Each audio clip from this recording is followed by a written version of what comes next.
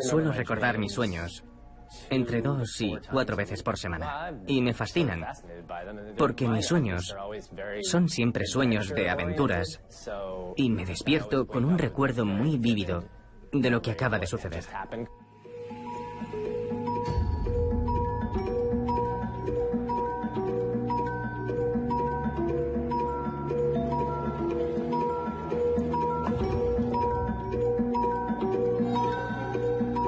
Me grabo a mí mismo y añado elementos al vídeo.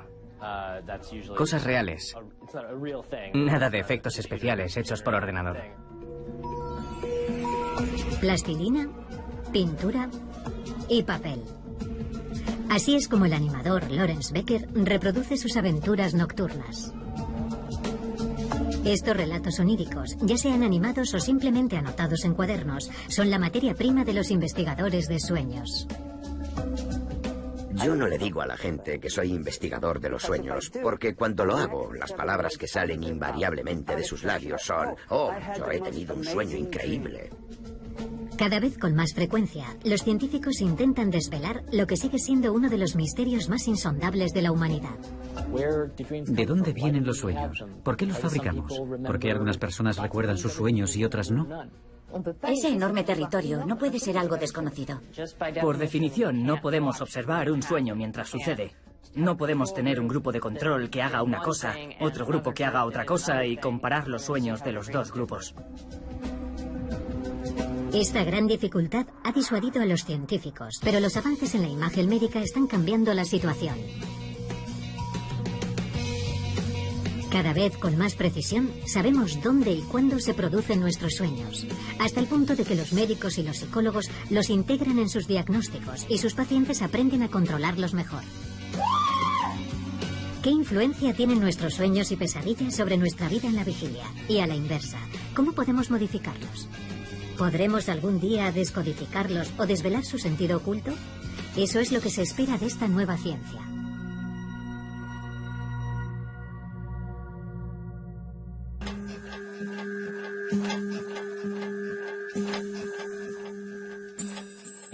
La interpretación de los sueños, el gran libro de Freud, comienza con uno de sus propios sueños. Freud está tratando a una de sus pacientes, a quien llama Irma.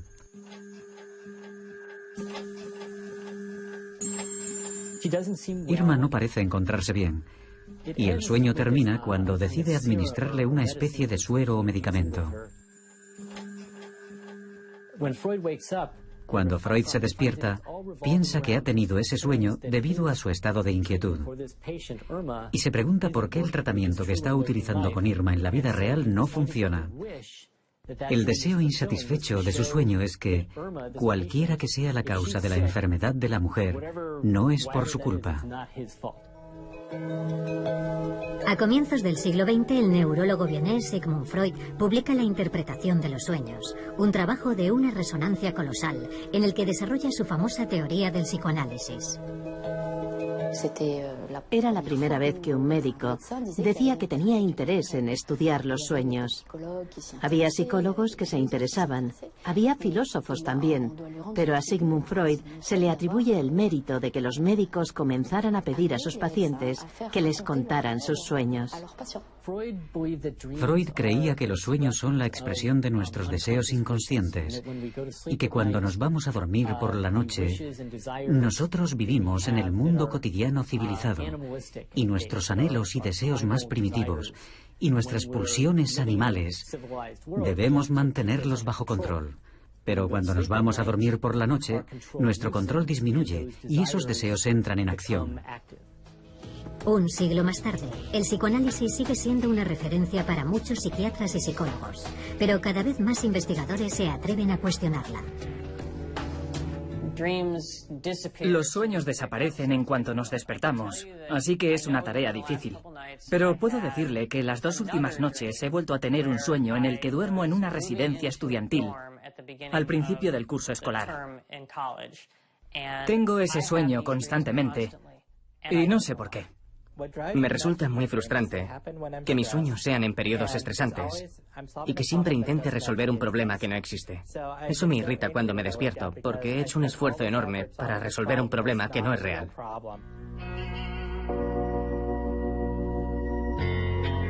El misterio de los sueños permanece intacto, al menos desde un punto de vista fisiológico.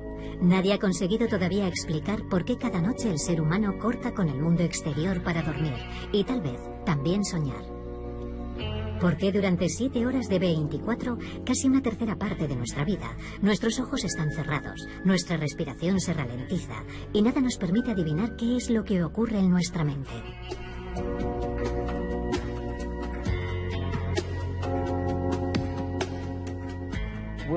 William Dement, uno de los primeros investigadores del sueño y de los sueños, llevó a cabo uno de sus primeros experimentos en su laboratorio del sueño. Un paciente le cuenta al despertarse que ha soñado con un partido de tenis, mirando cómo la pelota pasaba de un lado a otro durante el juego. El relato se correspondía con el movimiento de los ojos registrado en el laboratorio mientras el paciente dormía. Y de ahí nació la idea de que los movimientos de los ojos durante la fase REM del sueño reflejan en cierta medida la experiencia visual del sueño.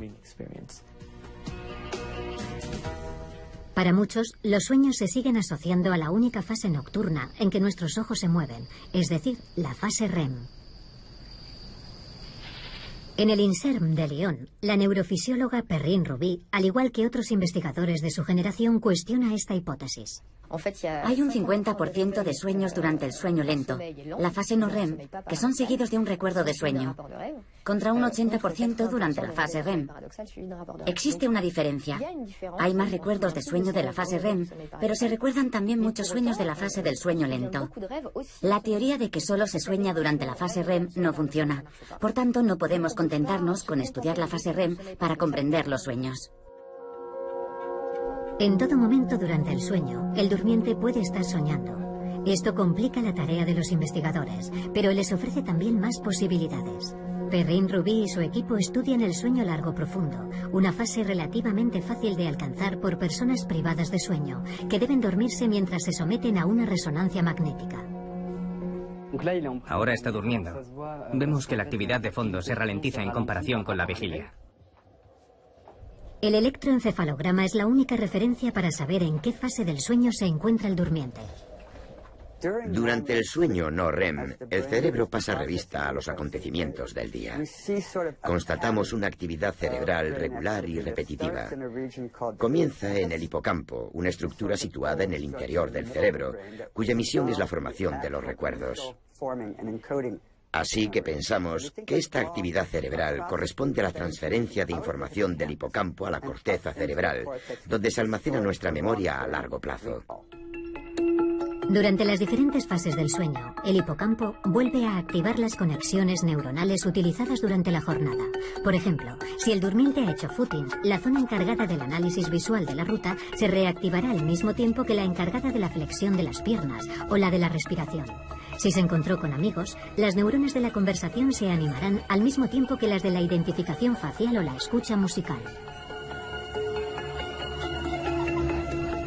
Estas conexiones neuronales nocturnas son muy similares a las diurnas, con la salvedad de que no tienen ninguna repercusión física. La señal eléctrica queda bloqueada antes de su transmisión al sistema muscular. En el Hospital de la Pitié-Salpêtrière, en París, Isabelle Arnulf estudia a pacientes que sufren lesiones neurológicas. En su caso, la parálisis del sueño no funciona. Durante la noche, sus cuerpos permiten adivinar las acciones de la vida durante la vigilia. Estrechan la mano de un amigo o fuman su oxímetro como si fuera un cigarrillo.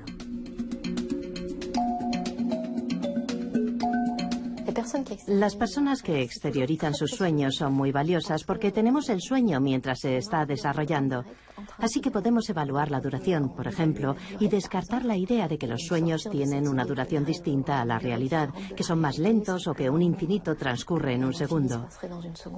La gente que muestra esos comportamientos lo hace a la misma velocidad que en la realidad. Tengo, por ejemplo, un paciente que ha construido una escalera y lo ha hecho durante un sueño de 1 hora. Así que no iba más rápido que en la realidad.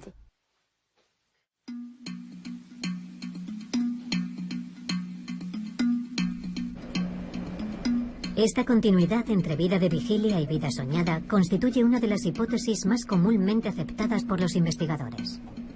Hubo un participante que tuvo un sueño muy interesante durante la resonancia magnética, mientras dormía. Uno de los ciervos de la pradera, de detrás del centro, venía a golpear en la ventana con las patas para comer con nosotros. Comía con nosotros y luego era el ciervo quien le llevaba a la resonancia magnética.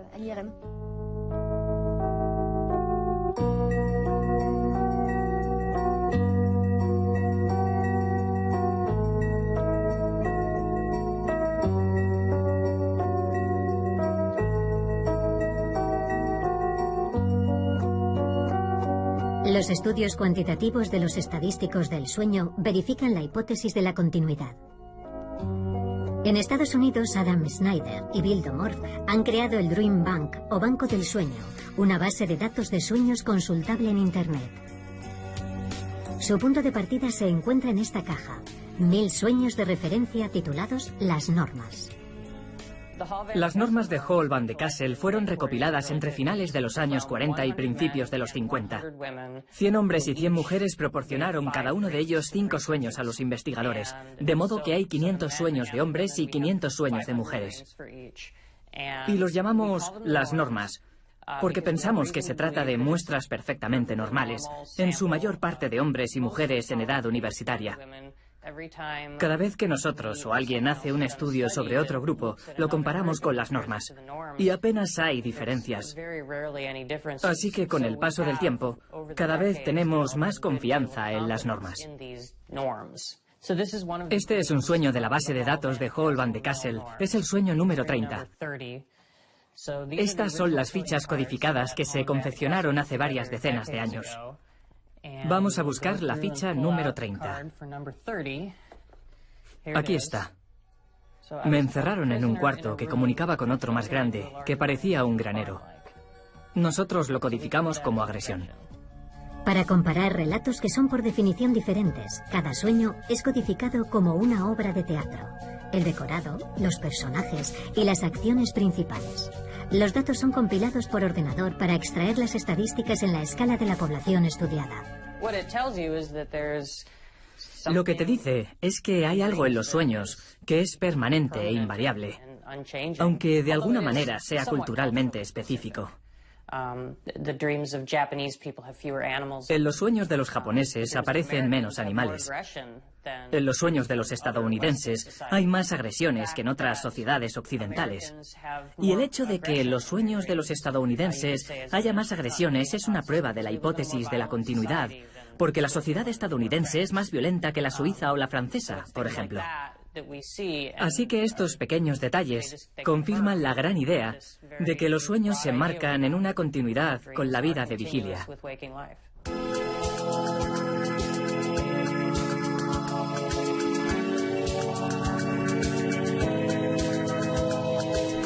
Cada noche, nuestros sueños reconectan con los lugares, los rostros y las acciones que están ya presentes en nuestra memoria. Sin embargo, nos sentiríamos mucho menos fascinados si nuestros sueños reflejaran exactamente la realidad cotidiana.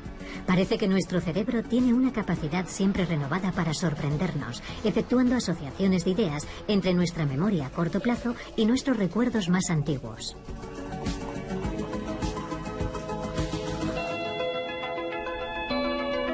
Los sueños del animador Lawrence Becker están sin duda más inspirados en su pasión por los cómics que en su vida cotidiana en Brooklyn.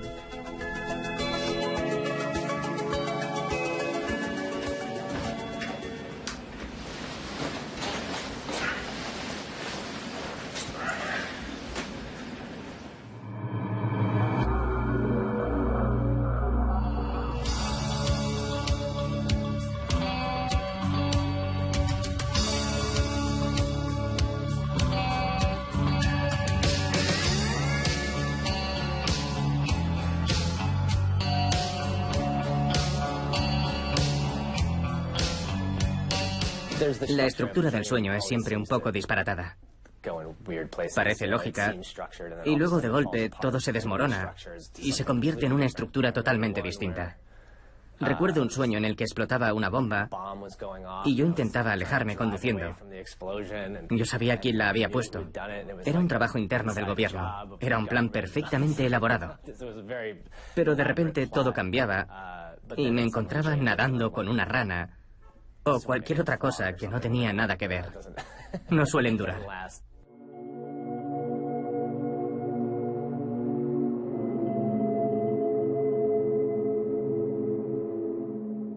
Friedrich August Kekulé era químico. Tengo entendido que estaba intentando comprender cómo se formaba la molécula de benceno. Pasaba gran parte de su tiempo de vigilia intentando encontrar una fórmula molecular químicamente estable. Un día Kekulé tiene un sueño.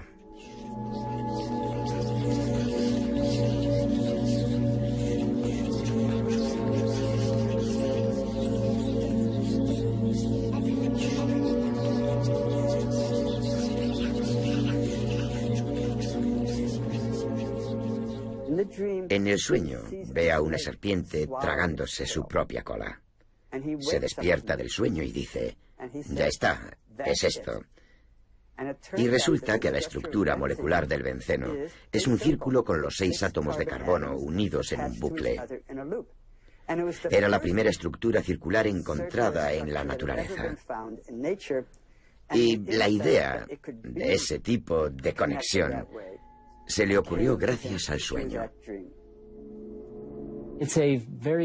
Es un ejemplo muy claro de cómo la mente de una persona, cuando se encuentra en estado de vigilia, puede chocar contra un muro y no ser capaz de encontrar la solución a un problema. Y cuando se va a dormir, la mente se relaja. Las conexiones se expanden y surgen nuevas posibilidades. Esto no significa que cualquiera pueda irse a dormir y despertarse con un nuevo descubrimiento en el campo de la química. Pero si es a eso a lo que te dedicas, tus sueños te podrán ayudar. Decimos, voy a consultarlo con la almohada, y por la mañana nos despertamos y tenemos la respuesta. No sabemos por qué tenemos la respuesta, pero la tenemos. Nosotros pensamos que esto se debe al proceso de codificación de la memoria. El cerebro recoge estos grandes volúmenes de información e intenta reducirlos a una simple respuesta. Para Robert Steve Gold, pionero en la ciencia de los sueños en Estados Unidos, el secreto de esta creatividad desbordante hay que buscarlo en el sueño paradójico. Cuando estamos en la fase REM del sueño, la parte del cerebro cuyo papel durante la vigilia es organizar los recuerdos e ir a buscarlos, la corteza prefrontal, está prácticamente inactiva, lo que explicaría que nuestra actividad cerebral durante el sueño paradójico sea totalmente desorganizada. Antes de almacenar un recuerdo en la memoria a largo plazo, el hipocampo reactiva no solo las conexiones realizadas durante la jornada, sino también los recuerdos pasados, utilizando las mismas conexiones. El durmiente que ha estado corriendo no necesita registrar en su memoria el itinerario habitual de su recorrido. Ya lo ha memorizado antes muchas veces, igual que su forma de respirar o de frenar el paso. Sin embargo, guardará en la memoria los acontecimientos excepcionales de su trayecto diario, como por ejemplo el del camión que ha estado a punto de atropellarle. Esta clasificación nocturna efectuada por la memoria crea acercamientos inesperados de recuerdos y de ideas. Estas combinaciones sorprendentes se encuentran posiblemente en el origen de nuestros sueños.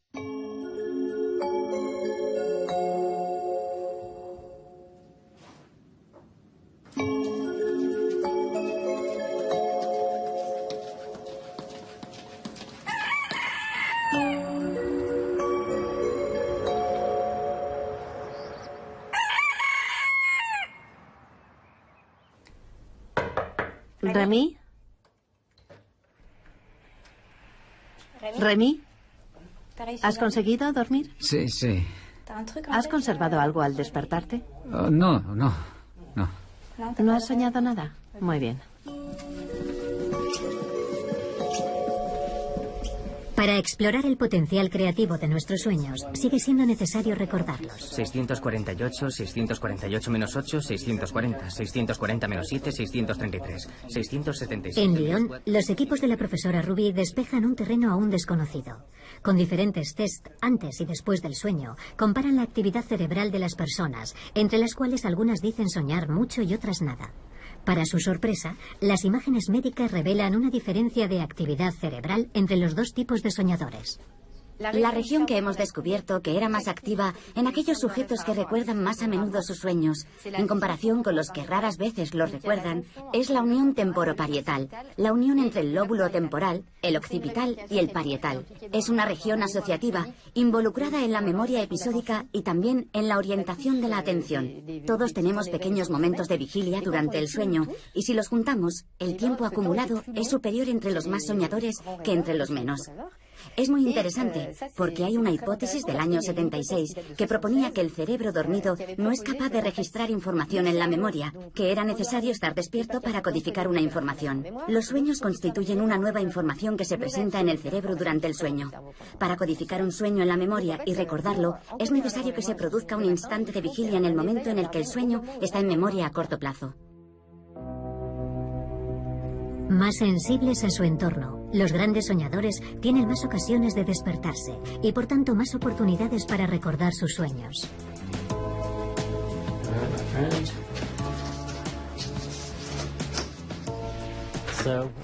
Aquí es donde guardo mis diarios de sueños. Están todos aquí. Se remontan al año 1981. Estos son los más recientes. Ahora tengo un enfoque más sistemático. Utilizo siempre los mismos. Los tengo en mi mesilla de noche y al despertarme escribo aquello que recuerdo. Y más tarde, a lo largo del día, lo paso todo a mi ordenador. Alguien que raras veces recuerda sus sueños puede empezar a elaborar un cuaderno de sueños. Lo pone al lado de la cama y todas las mañanas cuando se despierta, incluso cuando no haya soñado, y esto es muy importante, todas las mañanas cuando se despierta escribe: hoy no he soñado, vaya, hoy no he soñado.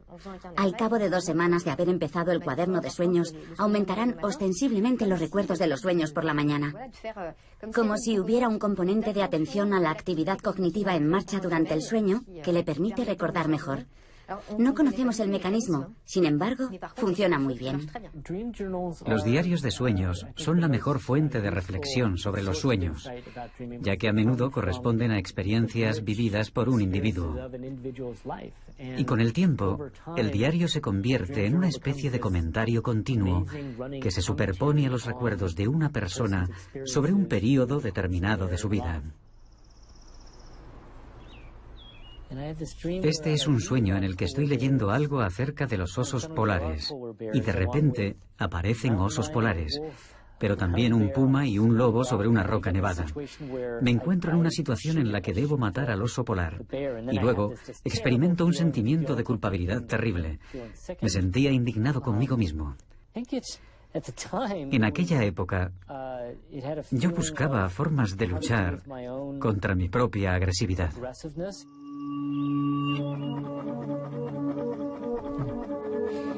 Para analizar grupos de sueños, Kelly Bulkeley ha confeccionado una búsqueda por palabras clave.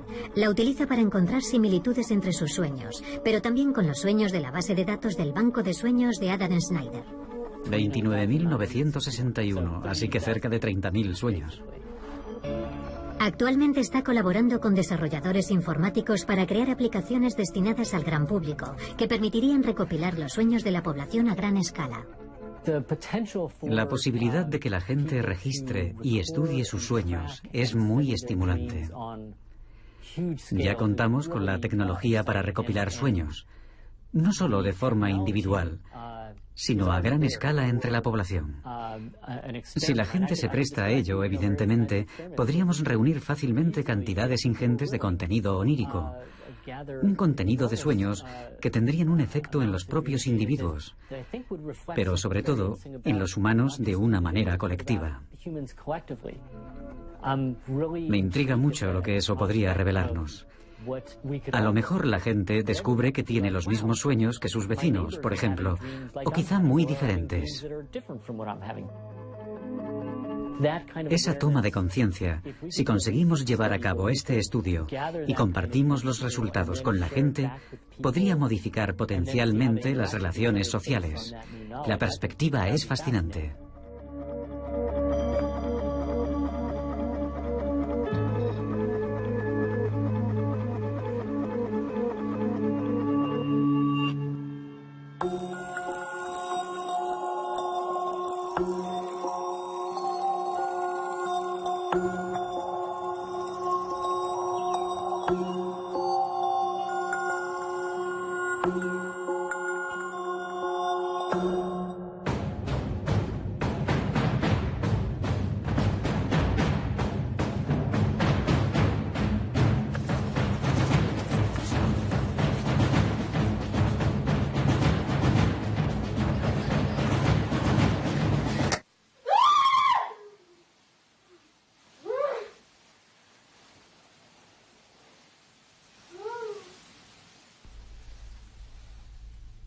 En un estudio realizado en los años 70, los investigadores despertaron a las personas durante la fase REM del sueño y les preguntaron qué habían soñado.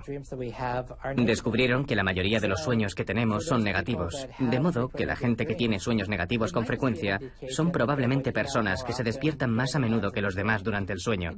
Pero eso no significa nada en términos de salud. Tener pesadillas no es un signo de fragilidad.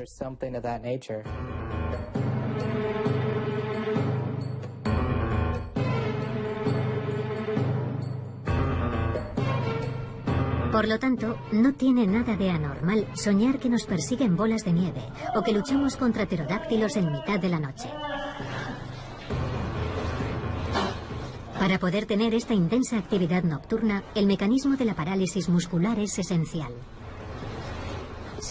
Cuando observamos a pacientes en los que el sistema no funciona o no funciona como debiera, es cuando realmente nos damos cuenta de lo importante que es permanecer inmóviles durante el sueño. El hecho de hablar no supone un problema importante. Podemos molestar al que duerme al lado o divulgar algún secreto, pero bueno, de hecho hay bastante gente que habla mientras duerme. No estamos muy bloqueados en eso, incluida la fase de sueño lento, pero cuando empiezas a golpear a una persona con puñetazos o patadas, porque eso es lo que hemos visto, las personas que acuden a nosotros vienen con fracturas o incluso con hematomas cerebrales. Cuando se exterioriza, la violencia de los sueños puede llegar a ser brutal y las personas despliegan una fuerza colosal.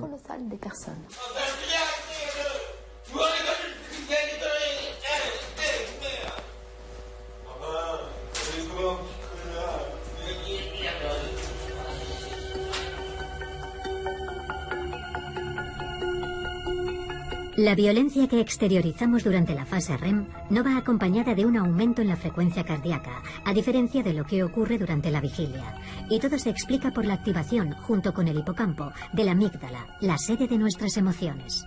Si exponemos a una persona a imágenes desagradables antes de dormir, imágenes de amputaciones y cosas por el estilo, o serpientes, y luego volvemos a exponerlos a ellas a la mañana siguiente después de dormir, eso no reactiva las regiones de las emociones en una segunda lectura. Mientras que si mostramos a la persona esas mismas imágenes por la mañana y de nuevo por la noche sin haber dormido entre medias, eso resucita exactamente las mismas emociones. Así que el sueño tiene un efecto desensibilizador sobre las emociones. Las personas más o menos saludables, es decir, aquellas en las que las pesadillas juegan un papel positivo, después de vivir una experiencia estresante, suelen tener un sueño relacionado con dicho evento, que les permitirá digerir ese mal recuerdo durante el sueño. Es lo que ocurre la mayoría de las veces. Voy a contarles un sueño que tuve después de evitar por poco un accidente de tráfico. Esa misma noche soñé que estaba en un parque de atracciones con mi hijo Adam, montando en los coches de choque. Mi hijo conducía y mientras chocábamos contra los otros coches, yo le decía, no me gusta, me siento a disgusto, no quiero estar aquí. Y normalmente me gustan los coches de choque. Cuando me desperté, me eché a reír y pensé, acabo de soñar con el accidente que estuve a punto de tener. Pero en mi sueño no se hacía la menor referencia a ese recuerdo. Solo lo recordé una vez despertado. En el sueño ni siquiera lo relaciono con el accidente. Es como si estuviera soñando con ese accidente, pero mi cerebro me prohibiera activar ese recuerdo. Existe una teoría darwinista del sueño. Parte de la constatación de que los seres humanos tenemos un alto porcentaje de sueños negativos, más de 2/3 partes, en los que experimentamos pesadillas, sufrimos agresiones, debemos huir de algún peligro o se nos excluye. Se considera que la presencia de todos esos fenómenos en nuestros sueños se remonta quizá a la época en la que era útil simular, porque en el fondo son simulaciones, son tigres de papel en nuestra mente. Se trata de una serie de amenazas en las que tenemos que huir o contraatacar y simular al mismo tiempo una respuesta. Si sueño que alguien me agrede en el metro y yo respondo dándole un puñetazo y huyendo, estoy entrenando a mi cerebro, y si me ocurriera en la realidad podré reaccionar rápidamente y sin pensarlo. Cuando la emoción es muy intensa o el durmiente tiene un sueño demasiado ligero, la amígdala activa su sistema de alerta, lo que provoca el despertar y evita la pesadilla. El procesamiento de la emoción a veces se detiene o se abrevia durante el sueño, y es entonces cuando algunos pacientes comienzan a tener pesadillas recurrentes. Tuve mi primera pesadilla a los 6 años. E inmediatamente comenzó a repetirse cada noche. Mis padres eran predicadores pentecostales, así que me llevaban al altar durante la oración y hacían todo lo posible, religiosamente hablando, para tratar de curarme de las pesadillas. Pero no dio resultado. Cuando tenía unos 10 años, dejé de hablar del asunto. Me di cuenta de que era cosa mía. Comprendí que tenía que lidiar con ello y seguir adelante con mi vida. Se convirtió en una faceta más de mi personalidad. Y fue creciendo hasta el punto de tener hasta 5 pesadillas recurrentes. En esas pesadillas me separaba de mi familia.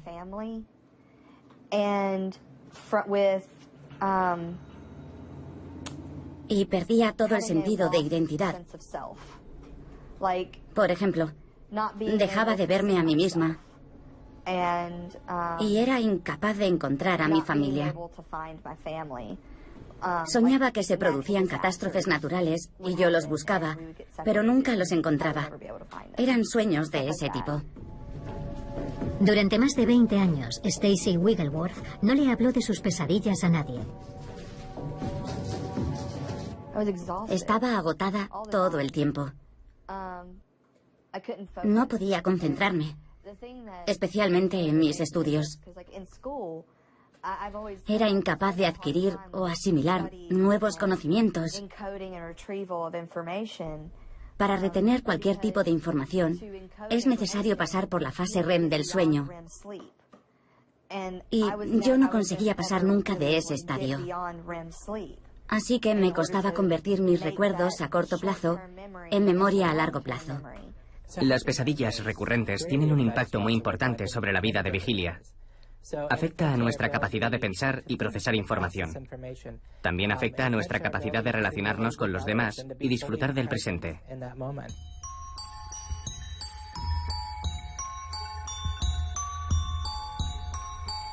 En la Universidad de Mississippi, el psicólogo Michael Nadorf trabaja en la prevención del suicidio. Para comprender mejor a sus pacientes, muchos de los cuales son militares y sufren de estrés postraumático, ha investigado sobre las pesadillas. Hay estudios que muestran que entre las personas que han cometido alguna vez una tentativa de suicidio, el riesgo de reincidencia se cuadruplica entre aquellas personas que sufren pesadillas recurrentes. Y eso sin tener en cuenta el estrés postraumático, la depresión, la ansiedad y la adicción a los estupefacientes. Si descartamos todos esos factores de riesgo, solamente el hecho de tener pesadillas multiplica por 4 el riesgo de cometer nuevas tentativas de suicidio. Es un dato impactante y, sin embargo, a menudo ni siquiera nos lo planteamos. Existe un tratamiento muy sencillo para curar estas pesadillas, pero los pacientes como Stacy a menudo no lo saben hasta que consultan a un especialista. El tratamiento que yo recomiendo para las pesadillas se llama terapia de ensayo de imágenes. Los pacientes cogen su pesadilla y la cambian como ellos quieran. Solo les pedimos que creen un nuevo sueño y que lo modifiquen como mejor les parezca. Pueden cambiar las personas que aparecen en su pesadilla, pueden decidir tener superpoderes. Es un sueño, así que todo es posible. Al final, deja de ser un sueño negativo. Ya no es algo de lo que necesitan escapar. Y una vez que ya no es necesario huir de él, es posible terminarlo. Mientras que antes se interrumpía constantemente y volvía a empezar.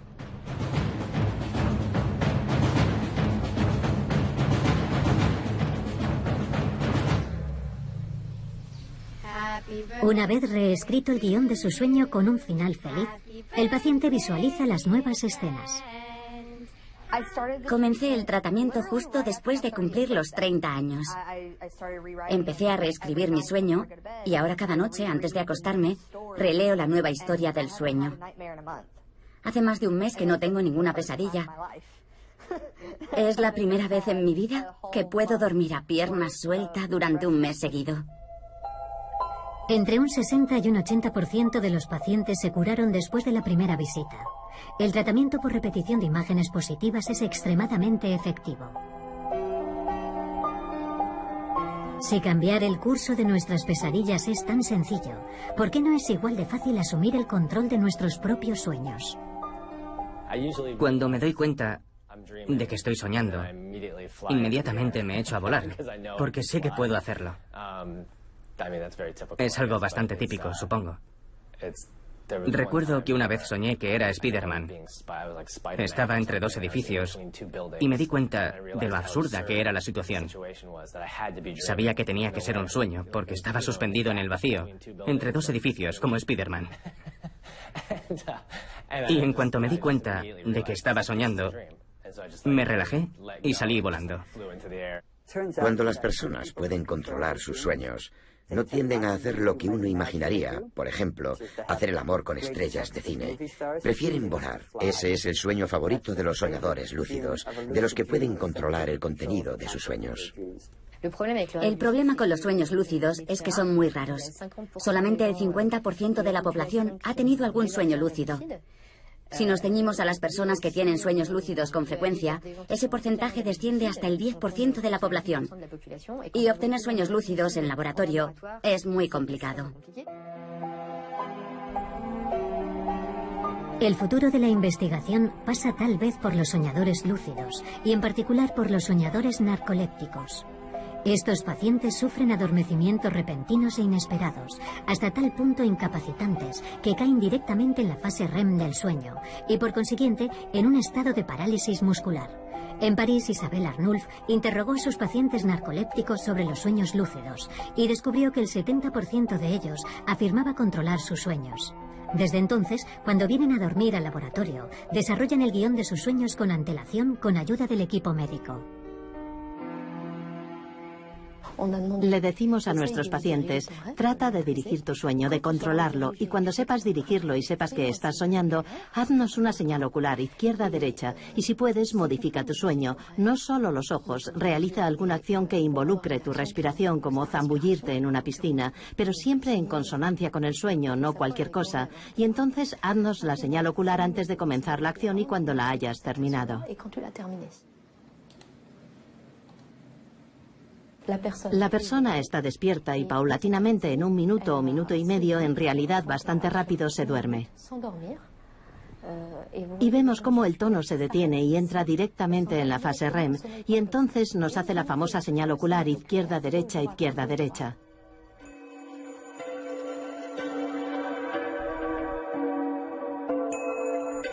Aquí se ha zambullido porque la respiración se detiene durante 12 segundos y luego vuelve a respirar. Y aquí me ha hecho la señal ocular antes de comenzar la acción y cuando la ha terminado. Con esta paciente avanzaremos mucho más rápido que con otros que no saben cómo hacerlo. Es difícil hacer eso. La investigación sobre los sueños lúcidos está aún en pañales, pero es prometedora. Los narcolépticos podrían actuar como exploradores en el mundo de los sueños y ayudarnos así a comprender mejor sus características.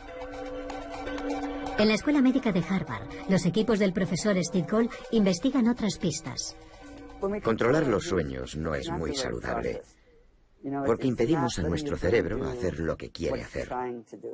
Ahora los investigadores más avanzados salen del cerebro y prefieren las simulaciones informáticas. Anna Shapiro ha programado una red neuronal artificial capaz de retener y organizar la información que se le suministra. Funciona en el ordenador con diferentes programas.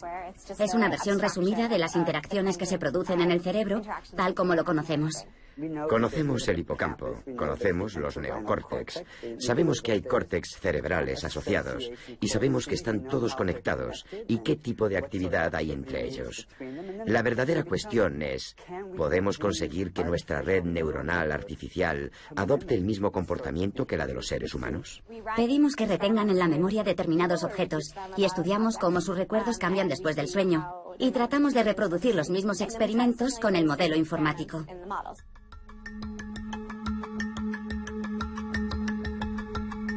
Para comparar al humano con la máquina, todavía nos falta lograr sumergir a la red artificial en un estado de sueño. Una forma de concebir el sueño es nuestra capacidad de procesar información de una manera más o menos útil, sin que haya ningún contacto con el entorno sensorial. Cuando te desconectas del mundo exterior y solamente trabajas con tus propias representaciones, es posible tener una actividad cognitiva que cambie algunas de esas representaciones. Si es así como definimos el sueño, entonces sí, las máquinas pueden dormir. Tenemos una opción que permite dormir al modelo informático y otra que no, y vemos la diferencia. Es más fácil que privar de sueño a un humano. Al despertar, hombres y ordenadores son testados nuevamente para medir la influencia del sueño en sus respectivas actuaciones. Los resultados son sorprendentemente similares. Prácticamente coinciden. Con nuestro modelo informático podemos reproducir los cambios de memoria de los humanos.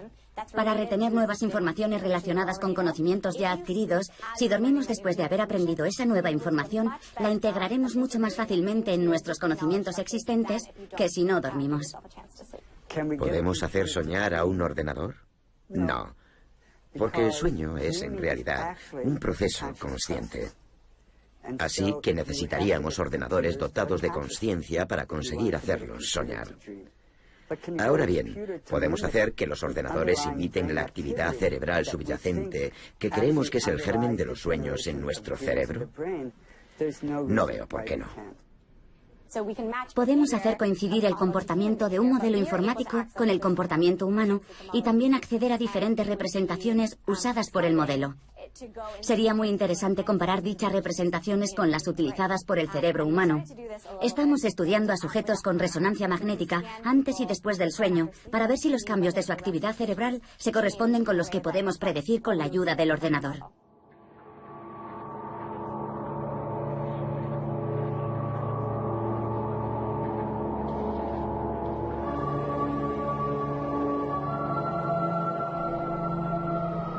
Hace algunos años, un equipo de investigación japonés liderado por Yukiyasu Kamitani desarrolló una máquina para descifrar los sueños.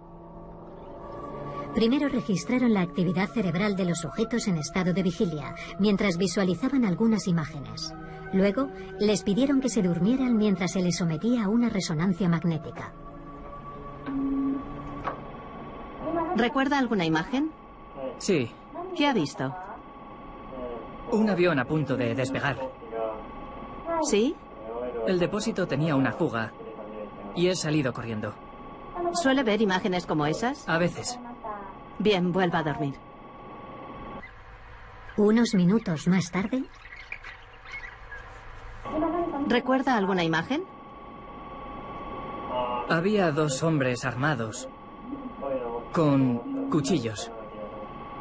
¿Dos hombres con cuchillos? De acuerdo, puede volver a dormirse. Comparando la actividad cerebral en estado de vigilia con las imágenes y la actividad en estado de sueño, los investigadores intentaron predecir los sueños de los durmientes. En el 90% de los casos conseguían establecer si el sueño en estadio 1 que había tenido el sujeto tenía como contenido mayoritario objetos o personajes. Es una información muy limitada y aún estamos lejos de descifrar el contenido del sueño a partir de la actividad cerebral. Cuando tenemos el sueño nosotros mismos, nos damos cuenta de que lo importante es saber de dónde viene la imagen. El personaje de este sueño se parece a mi profesor de biología y esta escalera es la que había en la casa de mi infancia. Nos gustaría poder introducir un electrodo en el cerebro y decir: oh, este es el recuerdo del trayecto a mi trabajo esta mañana. Y esto de aquí, es el recuerdo de la discusión que tuve ayer con fulano de tal. Pero no es así como los recuerdos se almacenan en nuestro cerebro. Nuestros recuerdos se almacenan de una manera muy difusa y utilizan redes muy extensas. Casi todo nuestro cerebro está involucrado. Tenemos áreas involucradas en los recuerdos, otras áreas involucradas en las emociones. Tenemos zonas muy diversas que nos permiten aprender nuestra vida cotidiana. Y todas estas áreas están activas al mismo tiempo. Es una experiencia interconectada. No es el trabajo de una sola zona. Y es lo que hace que los sueños sean únicos. A menudo sueño que juego al baloncesto o al béisbol y la pelota o cualquier otro accesorio del equipo no son los apropiados. Ya no los practico, pero jugué mucho cuando era niño. Y en los sueños, mi imaginación parece decirme: lo que estás viviendo ahora se parece a lo que sentías cuando jugabas al baloncesto o al béisbol. Lo que somos hoy está conectado con lo que éramos en el pasado, y los sueños están ahí para recordárnoslo.